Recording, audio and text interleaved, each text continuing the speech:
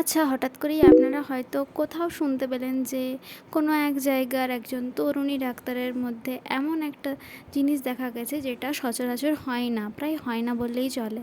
সে এমন একটা ট্র্যাপে পড়েছে যেটা সে নিজেও বুঝতে পারছে না যে সে ট্র্যাপে। তার মধ্যে হ্যালুসিনেশন দেখা যাচ্ছে, সে আবোল তাবোল জিনিস দেখতে পাচ্ছে। এবার আবোল তাবোল জিনিসটা কি? হঠাৎই দিনের সময় সে দেখতে পাচ্ছে হঠাৎ রাতের আকাশ, তারাগুলো ঝিমিয়ে যাচ্ছে এবং চারিদিকে গাঁদা ফুলের পাপড়ি। স্ট্রেঞ্জ না? ইয়েস, ইট ইজ স্ট্রেঞ্জ এবং এটা অ্যাবনর্মালও। আমি কথা বলছি আমার লেখা কসমিক থ্রিলার অদৃশ্য নক্ষত্র এর প্রধান চরিত্র রূপবাণী সিংহ রায়কে নিয়ে, যে একজন ইন্টার্ন ডক্টর এবং তার সঙ্গে এই ঘটনাগুলো ঘটছে। এবার এই ঘটনার সর্বাধিক প্রভাব তার মধ্যে কী পড়তে পারে আপনাদের কি মনে হয়?